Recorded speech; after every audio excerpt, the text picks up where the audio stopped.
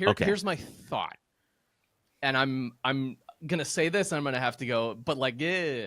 So here's what I'm gonna say. Okay. Yes, this is very egregious. This guy seems like probably bad news. Like he seems like he's like a doing some trash bad human. stuff. He's a right? trash human. However, I'm kind of impressed, Chris. Like what I was about to say was like, you have to be pretty smart and pretty industrious and like be kind of like a go-getter to. It's really good for a Canadian. Hey guys, welcome to Overcrest. I'm Chris. And I'm back. No, I'm Jake. Jake is back. He's back. I thought you would be tanner than you are because you. That's why I was adjusting my white balance because I'm very tan in person. Okay. And I feel like it's not coming through correctly. Yeah, well, you don't look very tan, so now I don't believe that you were on vacation at all. Should I get a white sheet of episode paper for you guys today? We've got a bunch of news, and then Jake and I we're going to kind of spend some time with the Drivers Club after we're done and talk about maybe some projects and things that are going on, and I like it. Where we went, what we did, and some other said such type things. I'll get right into the news. I've got a good one for you. You ready to lead things off? I'm excited. Let's go. This is the Hall of Fame of bad life choices, Jake. Oh, the Hall of Fame. The like FBI more than either the what was their name? The Menendez brothers? No. The I mean, that was pretty bad. The family where I showed up as a turkey. Oh yes. Because that was a bad decision. Yes, that was Not a bad the decision. Key family that this is Hall of Fame bad life decisions. The FBI has just seized a $13 million Mercedes from an Olympic snowboarder named Ryan Wedding, who apparently decided being an athlete wasn't enough, so he built his own cocaine empire instead. And look, this is not Shaun White doing 1080s out of a half pipe. Let's be honest, this guy finished 24th in the parallel giant slalom. Do you know? It's kind parallel. It's the weird hybrid event where snowboarders secretly wish they were just skiers because it's like you go down and you just kind of like touch the slalom thing.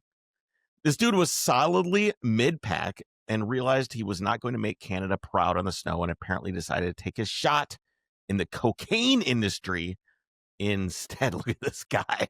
I feel like, I mean, the mugshot is very different than what I'm seeing on the right. Yes, well, on the right, that must have been him right before that's just photos they had of the guy, I guess. Like, actually on the FBI most wanted list. After the 2002. How do you, what is a $13 million Mercedes? I know you're going to get to it, but I just wanted to focus on that. Yes, we will. After the 2002 games, which was in Salt Lake here, he drifted around the fitness and outdoor scene. This is pre-influencer. I think if this would have happened today, he would have been okay because he could have bought like a van and like, gone snowboarding and taped himself. And I'm an Olympic skier, and he probably could have done a better job. Anyway, he swapped that out for wholesome athlete image to cocaine across continents. And the feds say he did not just dabble.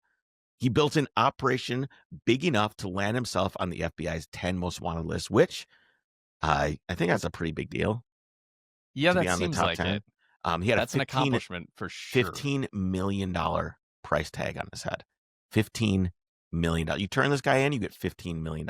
Is it just, not just, but like, is it just drug trafficking? Has he been like killing people along the way? Because that seems very like. It's pretty egregious. Federal prosecutors say this was not just freelance hustling. Wedding allegedly built a full-blown supply chain that started in Colombia, moved north through Mexican cartels, then crossed the border hidden in semi-trucks and cargo loads before getting broken down in stash houses around SoCal. From there, the operation pushed product into major U.S. cities and up into Canada. They say he handled everything, like a business, distribution crews, money laundering through fake companies, crypto wallets, muscle to keep people quiet. One witness who agreed to testify against him was murdered in Colombia. Okay. And the feds claim he ordered it personally. That's why he's not treated like some washed-up athlete making bad choices. They're calling a top-tier international trafficker. Can I? Okay. Pause. I'll tell you what I can. I read the indictment. No, I know. No, it's nothing about details. Here's my thought. And I'm gonna say this. I'm gonna have to go, but like, yeah. So here's what I'm gonna say. Okay.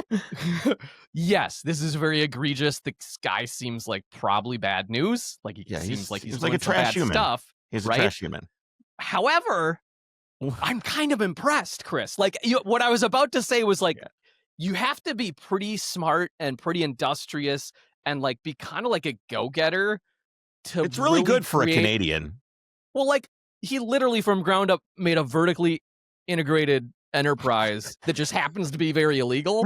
But you know what I mean? Like if he was should have working in sold any other snowboards industry, and bindings and like snow pants. That's what I mean. Like this guy seems like a very shrewd businessman and like very accomplished. He could have had like great, wedding winter good for gear. him, but yeah, like with a name like that seems super marketable. Yeah, or like super weddings. I don't know. The FBI hit a warehouse in LA and found the crown jewel of his drug lord starter pack. A 2002 Mercedes-Benz CLK GTR Roadster. Yeah. One of 6. Not 6 in the country, 6 on the planet. Wow. This is not the usual rich guy Mercedes with quilted seats and the massage button. This is not a grandpa car, Jake. No, this one does backflips on the Mulsanne Straight. It does. This is what happens when a real race program accidentally spits out something with a license plate.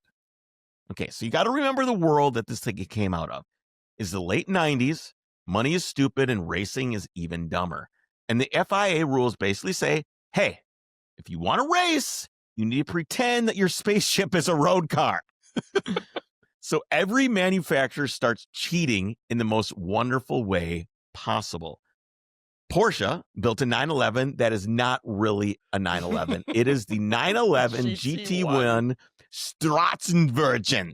The Strassenversion, yeah. Strassenversion. This thing, I always thought this thing, I'm like, come on. This is not. You look at this thing, you're like, that is not a 996, bro. It is not. It's not supposed to be. It's a GT1. Yeah. I know, but this is supposed to be a 911, the 911 GT1. No, it's not. No, just like the CLK is not a CLK. Yeah. McLaren turned the F1 into a Swiss Army knife, and Toyota shows up with the GT1. And Mercedes, with AMG, took all of that and goes, fine, we will just build a prototype, slap some CLK headlights on it, and call it a day. You're right. So the race car, that's the GT1 right there.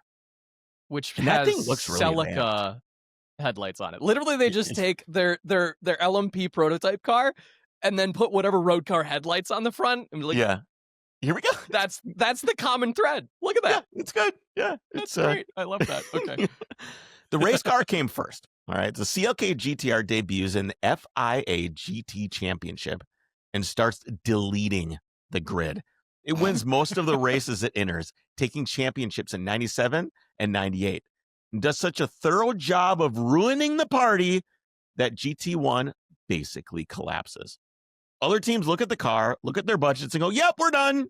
We're done. We're out. We're done. Crying uncle. The series folds, and the CLK GTR is left sitting on top of the corpse. This is this car right here. This is the winner right here. The one Mrs. Producer will pull up. This is a homologation special in the purest, dumbest sense. The only reason the road cars exist is because the rulebook said they had to pretend this thing was somehow related to a CLK you could buy at the dealer. Underneath is a real race car. Carbon fiber and aluminum honeycomb monocoque. Monocoque? Monocoque. We'll just, no, that's not good. That's not what I meant. Monocoque in the middle, big steel subframes at the ends, and push rod suspension. Giant brakes. Jake, this thing has Formula One Grand Prix suspension. Grand Prix. You know this suspension that does this? That's I can't see you, but yes. Oh, that's okay. The engine is a naturally aspirated V12. Push rod. Yes. Is that what you're trying to get at? Yeah, push rod suspension. Yeah. Whatever you were doing here, it's this. hand gesture I didn't see. It's this. It's the suspension that does this. It does this. Yes. Mrs. Producer, pull up the photo. It's right there. The push rod. Yeah, no, I know what Well, I don't know. You didn't understand what this meant, so I thought maybe you didn't know. Yeah. In road trim, this thing makes... we could nerd out. I'm not going to. I was going to get into how, like, with the push rod suspension and the single monotube, how there's like the Ackerman arm and the third member, so it like that's how it does dive and squat, and then also it has anti-roll bars where it actually just like a torsion bar right Here, there. let me pull really up a cool. picture here. I've got Mrs. Producer refuses to do it, so I'll nope. There we go. Yep. Did she do it? Yeah, there you go. Oh, she pulled up a better photo than what I had. Yeah. Typical. Yeah. So that's anyway. So because I'm sorry, this thing is a naturally aspirated V12, 6.9 liters, 6-speed sequential gearbox, and in road trim makes around 600 horsepower and does 0 to 60 in under 4 seconds, and will run out of steam around 200 miles per hour. This thing is incredible. Go back a couple slides to whatever that is. That like the ABS system? What is happening there? Wow, look at that. That's like a hardline wet dream right there. Oh, those are all stainless. Those must be like brake bias. Right. Some sort of electronic brake bias system or something.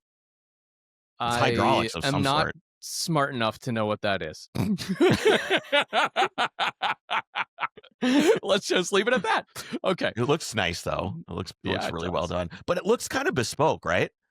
Like some guy had to make that, and then they built like the distribution block for it and everything like that. Oh yeah. Yeah, it's super neat. So this thing topped out around 200 miles per hour. This thing was legit. Because of the homologation rules, they had to build those road cars. So Mercedes and AMG cranked out a tiny batch, roughly 20 coupes, and then because someone in his two-car had the sense of humor, 6 roadsters for people like you, Jake. I bet you would get the roadster. I would love that.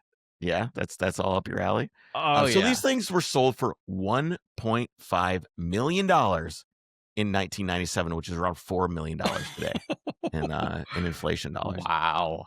What would you call that? Trump and Biden bucks? That's what inflation dollars. Inflation dollars. So picture all that history and effort and engineering, all those FIA trophies and carbon tubs and V12 noise, carbon 12s, and then zoom back out to this warehouse in LA. Agents roll in on a drug case, and it's tucked into the corner among whatever else this guy is stacked around. And one of his is this CLK GTR, one of 6 roadsters on Earth. The rarest version of one of the craziest homologation cars ever built, now sitting there as a line item in a narcotics investigation. I have to wonder if, like, was it legally registered?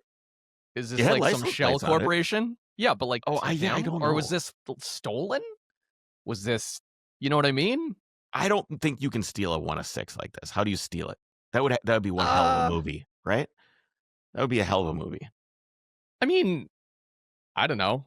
I'm sure there's other stuff that he has that is not legally acquired, such as cocaine. I think he probably just bought it cash. Just probably bought it cash. Maybe he wanted on.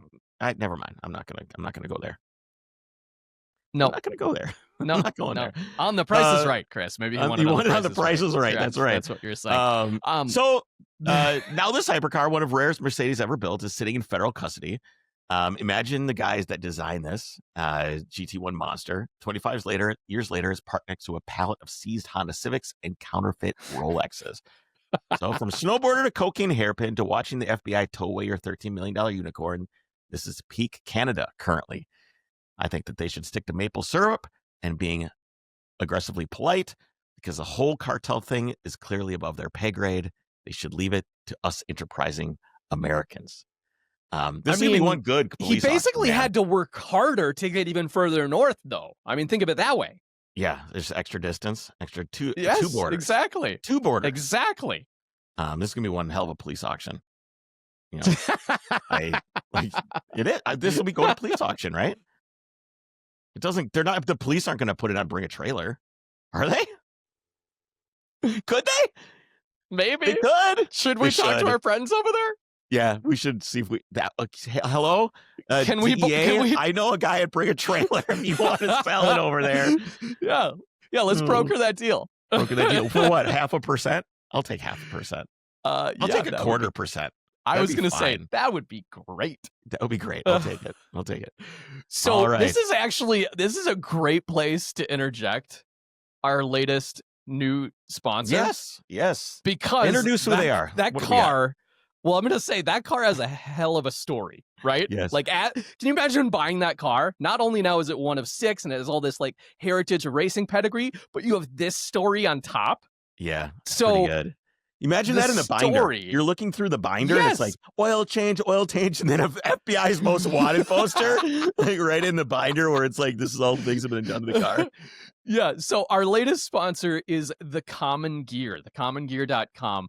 And I'll just get right into kind of what they're all about because as we mentioned, every story or the story of a car matters just as much as any details of, provenance or of, maintenance history and everything else. Every receipt or every late night fix, if it's your, project car, every rally mile that you go on, it's kind of that makes a car's identity.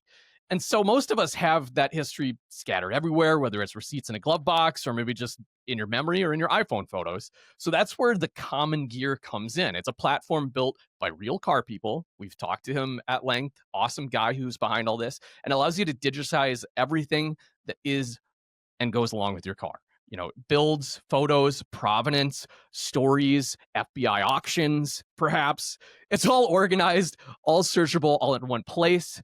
If you got decades of paperwork, they even have a white glove service. So probably the type of guy that may buy that Mercedes, he would be the guy that would opt for like, you know what? Sure, take all that provenance, do it for them. You can digitize it, remote or on site.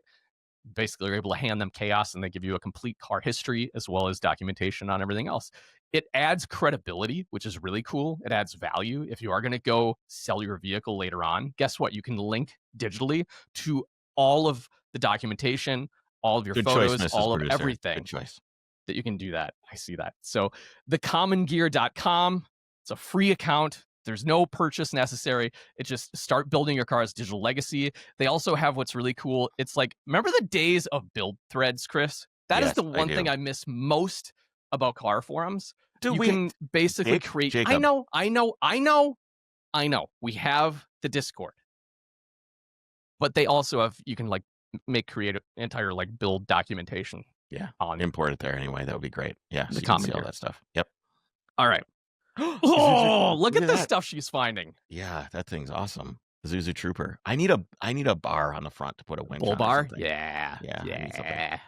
All right. Internet notorious dipshit Whistling Diesel is back in the headlines. And not because he dropped another supercar off a loading dock. This time is in an indictment. Yep.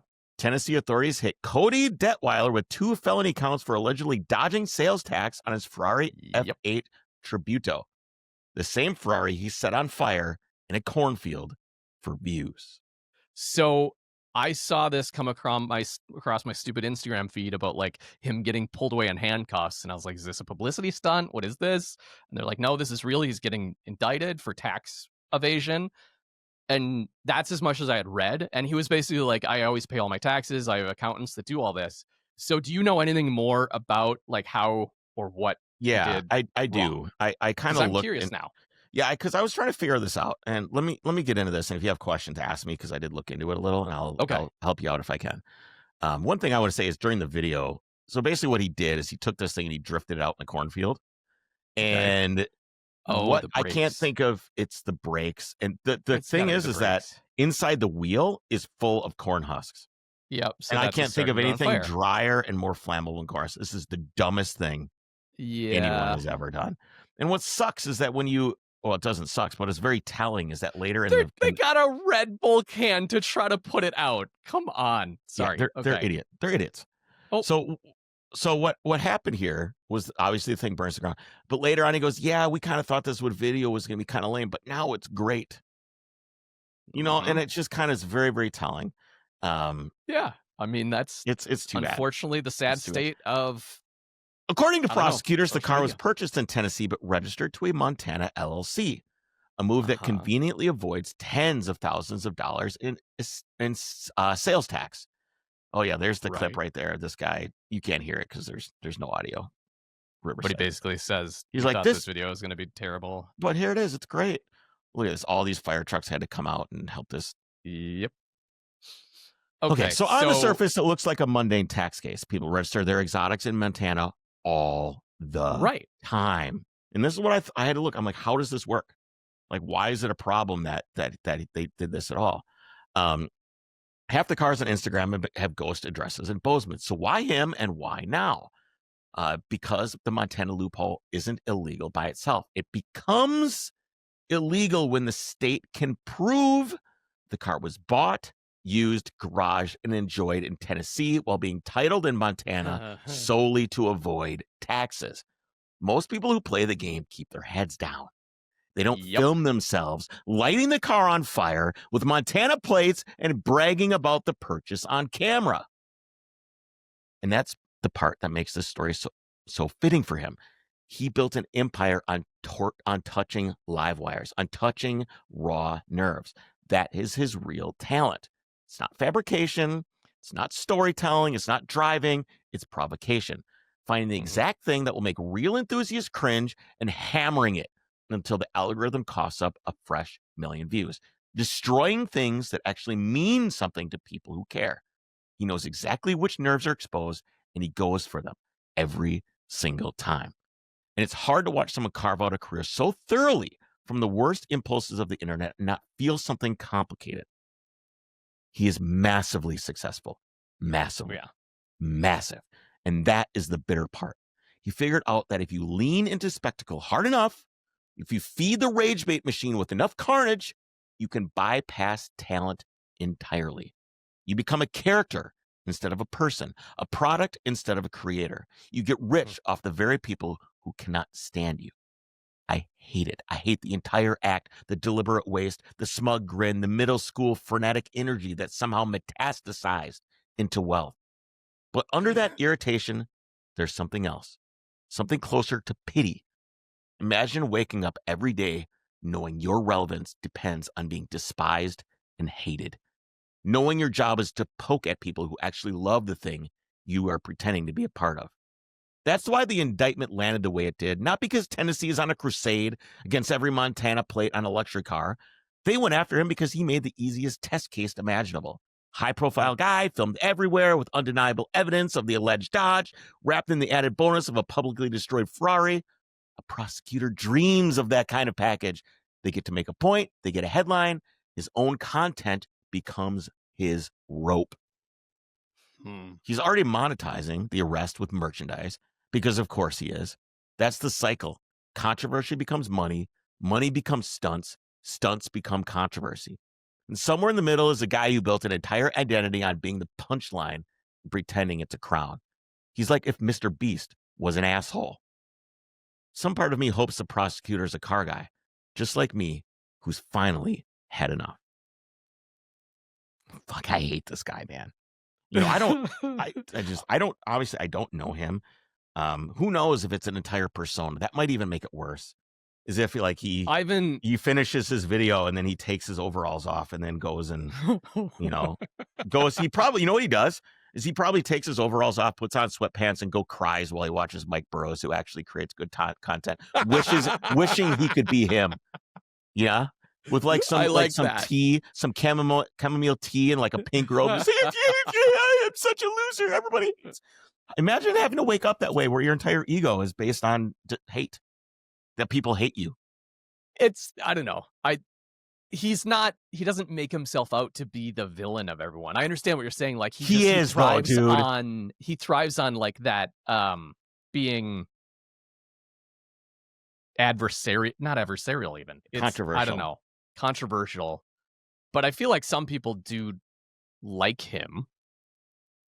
I don't know. Have you seen the Instagram videos of the guy that destroys a 996? He just like cuts up the seats and smashes on the hood and stuff like that. It's not that far removed from that, in my opinion. Anyway, I haven't. He'll pay a fine. Yeah, he'll pay a fine, and I'm sure he lost every dollar he spent on that Ferrari. You know, the insurance company doesn't go, "Oh yeah, we're covered." Oh yeah, no.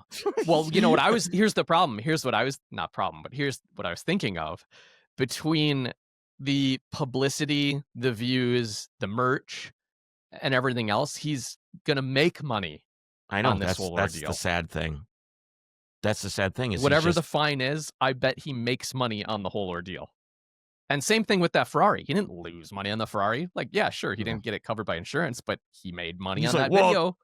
it was pretty fun to drive. Like, okay, dude. It just sucks because it's like, I'll never own a Ferrari like that. I just won't. I don't really want one anyway. But like, I feel like the reverence you can be over reverential to this stuff, right? Like Ferrari, all these things can be over worshipped. I understand, but there's a certain amount of reverence for brands that I respect, and I respect heritage and stuff like that. And the guy comes in. Oh, there's part of me that likes that he doesn't give a shit about the reverence and stuff. I kind of like that part. Yeah, but at the same time, that's why people I think do like him. Is he's like the good old country boy who's able to do these things, right? That's why people like that persona. I know, but it's just kind of like the lowest common denominator, man. Oh yeah. Toyota has officially confirmed development of a new V8 engine, something almost no one expected to see in 2025. This is a concept car. They think it might go in this car. We don't really know. This is not a revision of an old platform or short-run heritage piece.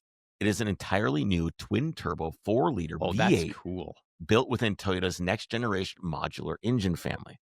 The announcement lands after several years of heavy environmental branding and electrification messaging across the industry, much of which has begun to unravel. Mm-hmm. The push toward a rapid universal EV transition has stalled, and the greenwashing that surrounded it has weakened. It has not collapsed entirely, but it has faded long enough for internal combustion to reemerge into the open. Toyota is not acting in isolation. Porsche recently restructured its entire product plan and shifted multiple future models back towards combustion or plug-in power after EV demand fell way below projections. Volkswagen and Audi have quietly extended their combustion engine lifespans in Europe for the same reason. What was once marketed as a sweeping, inevitable shift now looks more like a fragmented transition that varies heavily by region and buyer preference. Against the backdrop, Toyota's decision to invest in the new V8 is less of an act of rebellion and more of a reflection of a broader industry recalibration. Now, I've been thinking about how we've talked about this EV and green stuff over the years. We've been doing this podcast a long time. And I would like to say that I was wrong on something. Oh, what? Yeah. Yes. Oh, so boy. Do you remember what I used to say about this? Do you remember what my comments were about what would happen? Basically that all the manufacturers have invested so heavily down this path of electrification that they cannot go back. That they can't go back, and that they would squeeze the government in order to be able to do it. Yes, exactly. I did not expect Trump to be reelected. Yeah, because the EPA, the environmental lobby, is not squeezing Trump into forcing these things down people's throats. They're just not. However, I think that this is a brief resurgence. Yeah, I don't think that this doesn't go on forever. So appreciate it while it's here, because we will have someone in office that will be able to be bullied or have their pockets lined, or the cronyism will get turned back on, or they just it's not all negative conspiracy or just like money grubbing. There might be someone that actually just believes and has this as an ideal, that this is clean energy and this is the way forward. Okay, idealist boy, get out of here. What? Get out of here, dude. You're out of your mind. You don't support the lobbyists and say, I will agree with your cause and take your money if you don't believe it a little bit, right? Come, boy, are you naive? Are you being sarcastic right now? Are you putting I don't know. I don't know. No, I mean, there are a lot of people that believe that this is the correct thing to do and this is what is needed. Yes, so why not line your pockets along the way if it's what you believe? I mean, if the opportunity presents yourself. Exactly. For enthusiasts, it is worth recognizing what this represents. Hold on, can we, before you go on, sorry, I'm interjecting a lot, but I just got a text that is totally off base, but I just love that, like, this reinforces I love the environment that I'm in, because I get a message from my dad and it broke through like the do not disturb. So I was like, I better look at this. Do you think this is too low in the back? And he just has a video of his C10 that he's currently just like lowering. I'm like, that's That's the important thing that we need to do. All right. I love it. Send message. Did you see the poster Jess just made? Yes, I did. Chris admits he's wrong. Yeah. It's perfect. I love it. I'm So glad we paused. So he sent you a message that and hit send anyway or notify anyway? Yes. Yes. And so now I have to watch it, and I don't know if I can share this at all with you. You can hold it up to the screen. All right. Is this too low? I don't know. I can't really see it. This doesn't work. I can't either. Do you like my new scratched or shattered screen too? Oh, that looks I'm watching it. I'm watching it for the first time that's not too low. Chris says that's not too low. That's not too low at all. Oh wait, there's no bed on it. There's no box. So that's impossible to tell. But no, it's not. I just love that these are the things that are like. Everybody always says I never admit when I'm wrong. However, I will say, let me give you the caveat here. I'm not wrong. I am wrong. There's going to be an asterisk here. For now. For now, I am wrong. It has been temporarily delayed. My being right has been delayed. I'm not wrong. I'm temporarily incorrect. You know. Perfect. It's perfect. Oh, I love that. I absolutely love that. Oh man. What an idiot. This may be one of the last clean sheet V8 engines we ever see. The one thing I was going to say is even with this resurgence, I would love to know at manufacturers. I mean, this is a great insight into, Toyota at least, but other manufacturers, are they saying, okay, let's take our budget for, 26, 27 and beyond, and let's start redeveloping new internal combustion engine architectures? I kind of doubt it. I kind of doubt it. But like that's why I think this is like the last clean sheet, cool engine. Yeah. One of. We might see more, at least from Toyota. Yeah. Toyota of all companies has a real history here. This is the brand that gave us the world that one right there. The 1UZ, 2UZ, and 3UR families. This is what it was like in the LS, the old LS, big body.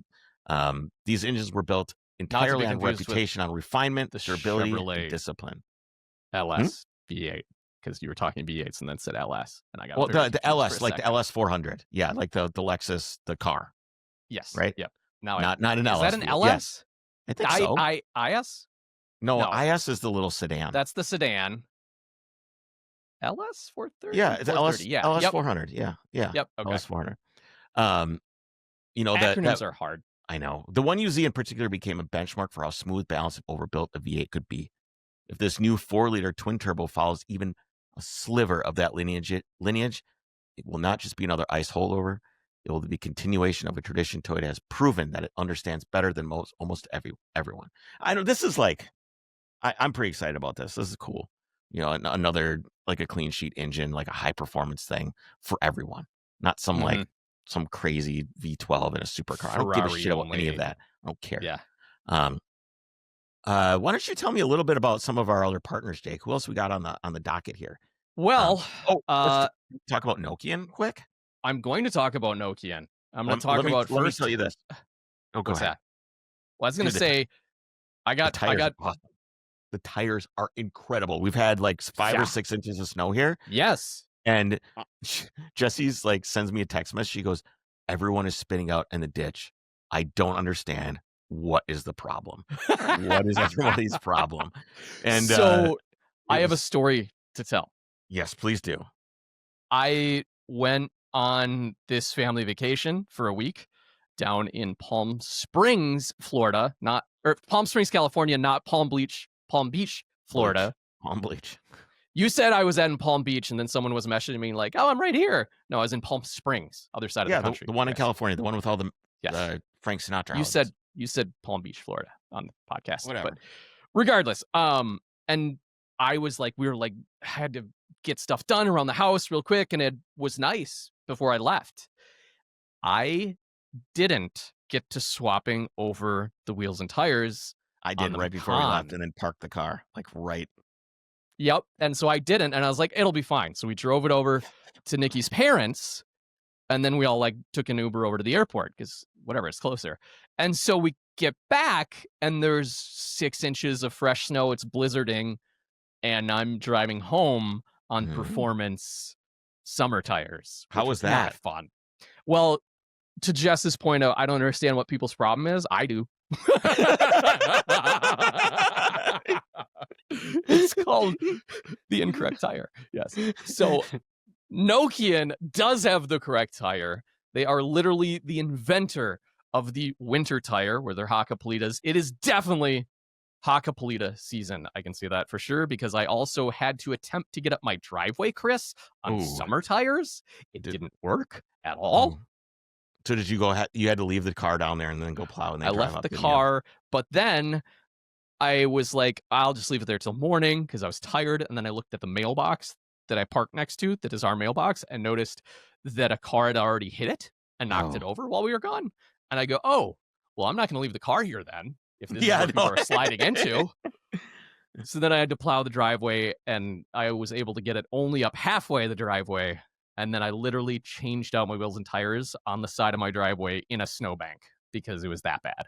So yes, tires make a massive, massive difference. This was all-wheel drive with a super sophisticated like torque vectoring everything. Doesn't matter. Doesn't if matter. You're on terrible tires, it does not matter. Get a good set. You know what is winter king, Jake? Tires. What? Physics. You cannot defeat physics. You just can't. You just can't, man. Yeah. Friction is friction, man. Either you have it or you don't. Yeah, it's a real thing for sure. So please check out the Hakkapeliita or their entire line of either winter or year-round performance tires. They have the Surpass ASO1 we've talked about a lot. Hakkapeliita is, of course, the forerunner for winter tires. Check them out at nokiantires.com. Best of the best. All right. So, CEO of OpenAI, Sam Altman, just tried to cancel his Tesla Roadster reservation to get his $50,000 back after waiting 7.5 years. And the most predictable twist imaginable, Tesla didn't even send him a real reply. The email bounced. So this is the first picture. Your reservation is complete. At the top there it says, "Hi, I'd like to cancel my reservation. Could you please refund me the $50,000?" And this is what he got back.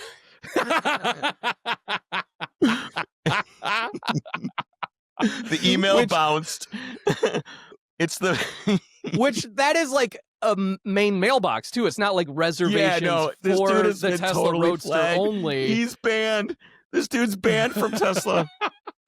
The email bounced is the perfect summary of the Roadster saga. Elon Musk announced the fastest production car ever made back in 2017, complete with 1.90 to 60 and a 250 mile an hour top speed. And it was going to have rockets, Chris. Do you remember? Yeah, it's going to fly. We actually got a string of missed deadlines in 2020, 2023, 2024, and now 2025.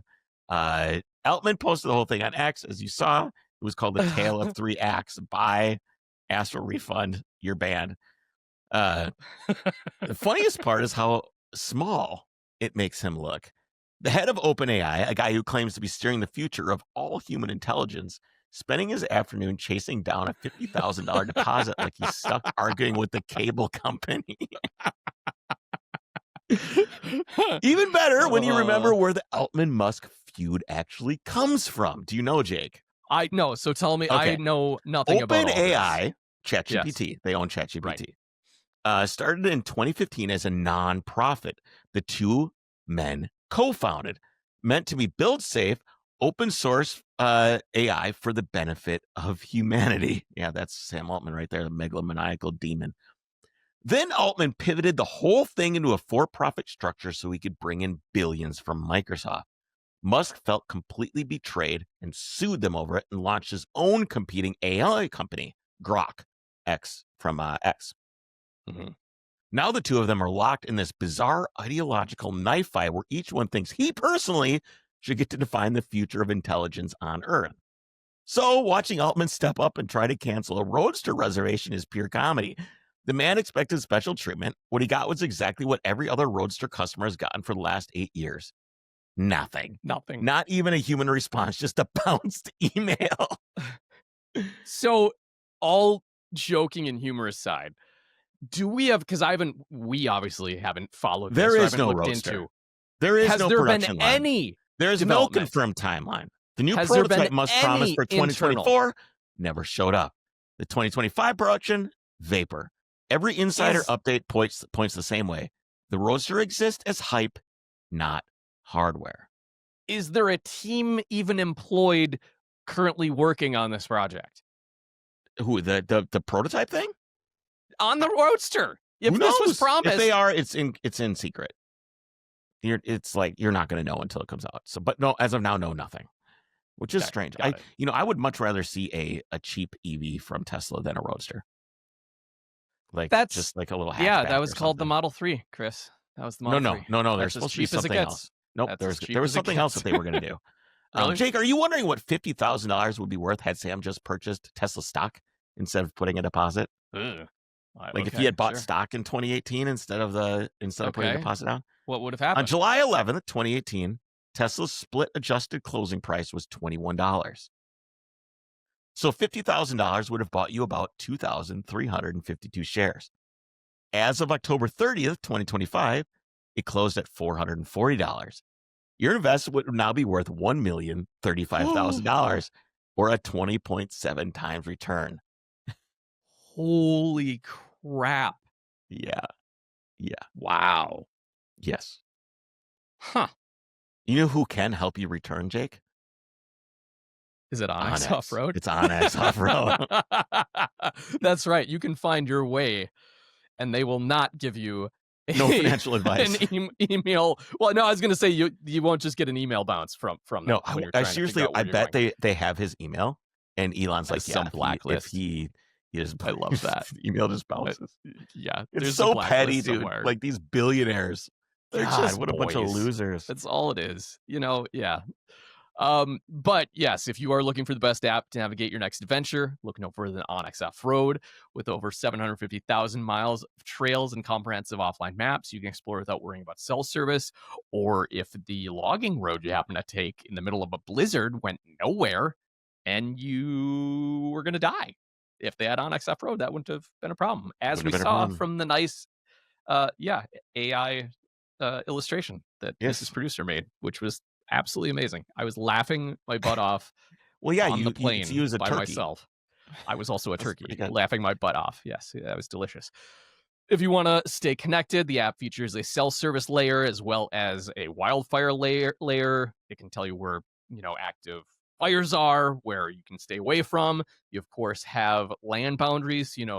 Where those BLM boundaries are and private property. I still use it to look up, neighboring properties and who owns it. It's great. You have other tools like Route Builder, waypoint marking, real-time updates, route sharing. It really has the entire suite of tools to do whatever you need when exploring. Try it for free for 7 days and hit the trails with confidence. Download Onyx Off-Road today. All right. So I'm also excited about this engine, although I don't know what is going to happen from it. But I'm guessing had Kamala been elected, this thing wouldn't have happened either, because this is a real stretch, dude.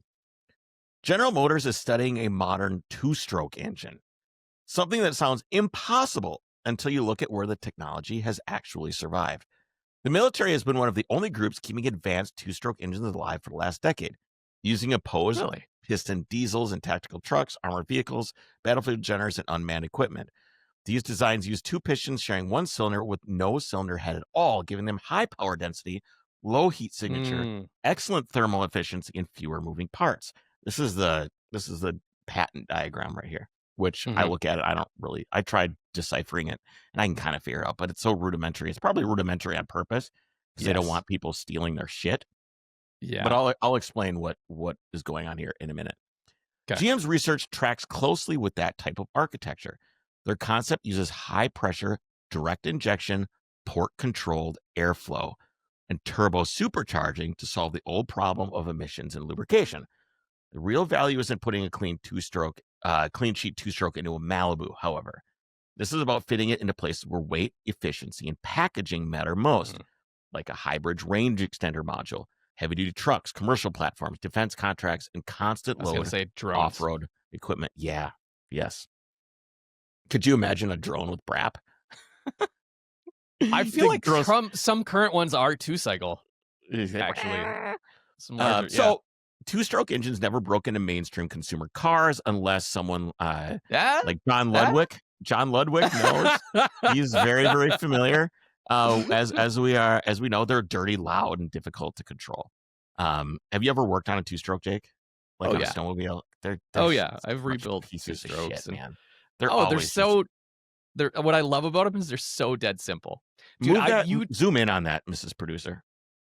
I was in the whole souped up moped game for a while there too, I like the was old too. vintage Yeah, 50 yeah, cc's. Yeah. yeah. And I had a Pook with the E50 engine that I like bored out, and I had like a super light flywheel, and I had all the stuff going on. So yeah. So, what kind of maybe you can describe this a little bit better. It'd be more fun to have you describe it to us than me Oh boy. read what I wrote. But Okay. what kind of valves does a two-stroke have?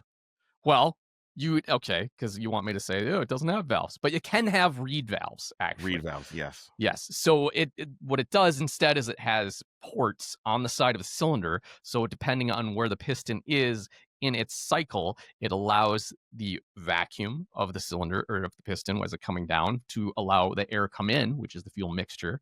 And then as it comes back up, it also opens the other port, which allows the exhaust to come out. So because there is the ports only are the always two open. cycles. Well, no, there's not, because once you reach above the exhaust port, then you are in compression only. Yeah, but they're kind of not it's not as precise Well, as having like a yes, valve that's that closes. correct, because there's a lot of overlap Yep. just by definition of it. And that is generally why they're loud and stinky. Well, the stinky part is actually because the bottom crankcase is how they compress the intake charge going up into, and so the only way to lubricate it is to actually have, that's why all your two-cycle stuff is pre-mixed, or it has oil injection, is kind of the more modern two-cycle solution, which everyone always rips that out and just pre-mixes all their fuel anyways, because then you don't have to rely on it, and your engine won't burn out if your oil injection goes out. But basically you're burning all your lubricating oil, and so that is why it's not ideal. Not ideal. So this is why two-strokes got pushed in issues like snowmobiles, dirt bikes, outboards, chainsaws. You can unshare that, Mrs. Producer. So places they're where very, raw power, yeah, they're very lots of power. light. Lots of power. They're very Forward light. displacement. Yep, exactly. And it's your power density, I would call it, is very high. Yep. Simplicity. They're used in things where simplicity and weight matters more than long-term emissions or like daily drivability. Only now with modern injection and electronic control is there even a chance of revisiting them. So I didn't know really how this worked, other than that, looking at that diagram, which is super shitty. They don't want anybody to know exactly how this is going to work. But they're fixing the biggest flaw in every old two-stroke, which is that the intake and the exhaust ports are just fixed holes in the cylinder wall.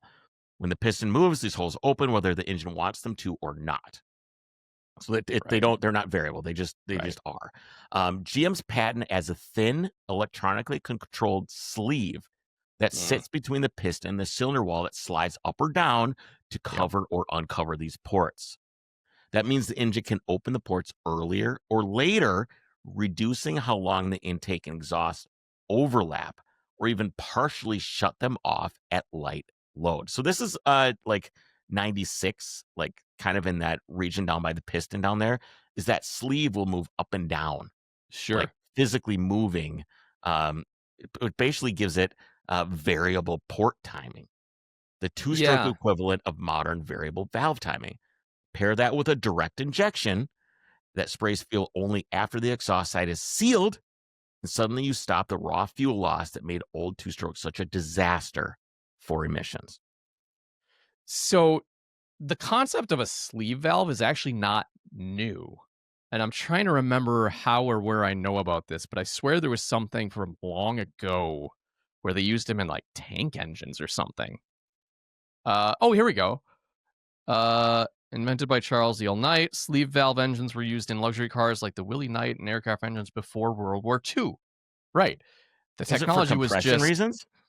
No, it's just before, like, standard poppet valves that we know today, like overhead valves or even not overhead. It was like they weren't any more efficient than this. And so it was a very similar concept, although a bit more rudimentary how it would work. But the concept itself isn't new. I just don't know that if it was ever applied to a two-cycle or in this capacity. So I think I know what GM is going to build. Oh boy. Okay, a V12. tell me. A V12 two-stroke. No, they will never build that. But if they did, It would be a mechanical insanity. A 2-stroke fires every crank rotation, not every other. A V12 already fires every 60 degrees in a 4-stroke layout. Put those together and you effectively get a V24 pretending to be a V12. The power density would be ridiculous. The torque would feel like a locomotive hooked up to a snowmobile. A 4-liter version could easily push 8 to 1,200 horsepower in street trim, even more with boost. It would be completely unhinged. It would be the brappity brap of Formula One. Yeah, let's do it. So there existed a rally car that I'm trying to find. It was some weird, I think, French atrocity that... Here it is. What is this?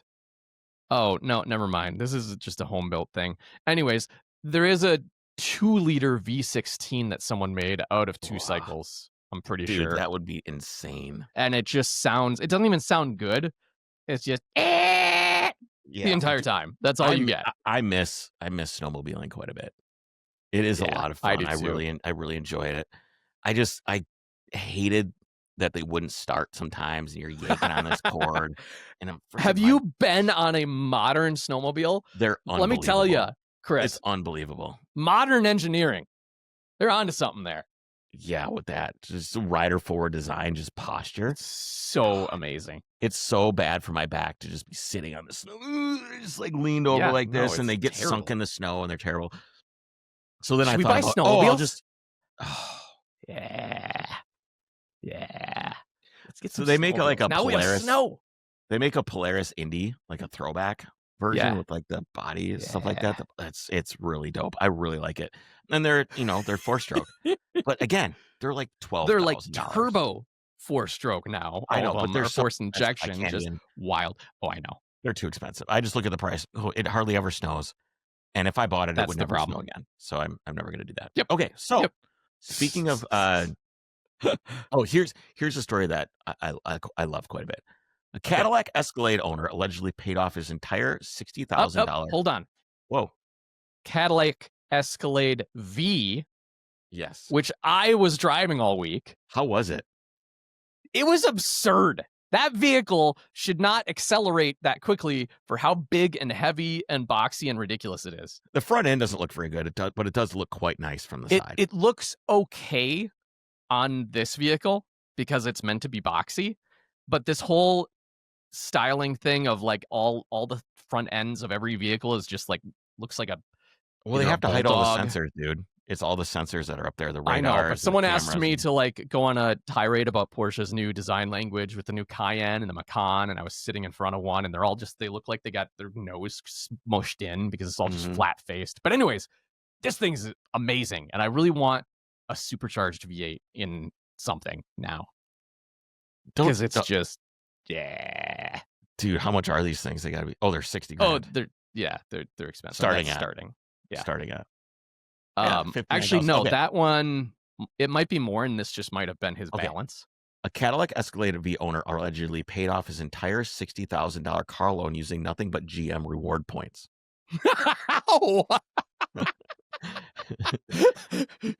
Not cash. You're sharing the screen, Mrs. Producer. Mrs. Producer, turn your screen off. Not cash, not crypto, not a side hustle. Just points. The same points GM hands out for watching ads, clicking promos, or doing mind-numbing engagement activities. No way. Really? According to the reports, the guy stacked 5.9 million points, which at penny per point comes out to about $59,370. Exactly the remaining balance of his 2024 Escalade V, and he didn't win a sweepstakes. The loophole was built right into GM's own system. The rewards program was letting people farm thousands of points in minutes by grinding through promotional videos, then letting those points be transferred freely between accounts with practically zero oversight. So people just made multiple accounts, funneled accounts into one main pool, hit apply to loan, and boom, car paid. That's amazing. Also, that loan balance that he had was nowhere near the price of this thing. What do they actually cost? What's the MSRP? The 2026 model, if you wanted to go out and buy a new one, starts at $170,000. You know what's insane is I was like, $60,000. That seems like we're at like a starting point would be. That's how out of touch I am with like new car pricing. Like, holy shit. It does have nearly 700 horsepower. Our I private drove it, chauffeur when and it we was were on great. vacation had one of those. Was it the V? Yeah. No, it was the electric one. Okay. It was Yeah, like that's 1,000 V or the like E 1,000 something. V or something. Who knows? It was yeah. fun.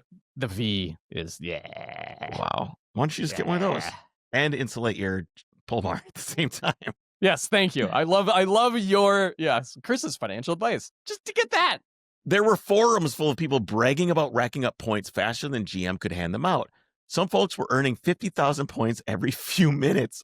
What?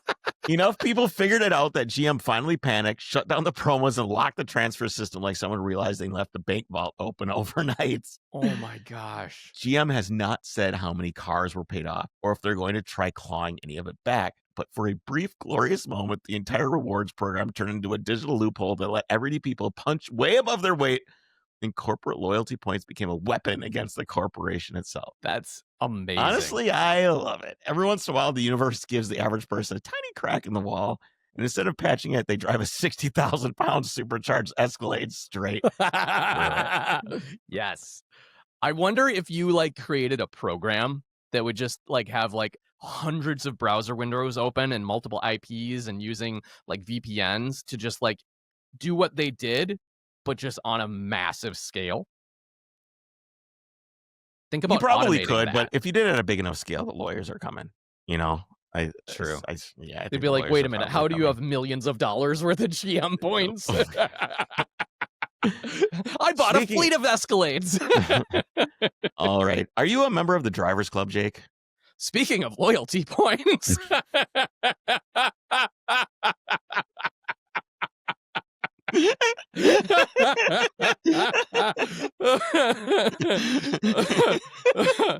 Uh-huh. Get it together, man. Get it together. Overtrenchproductions.com/Drivers Club.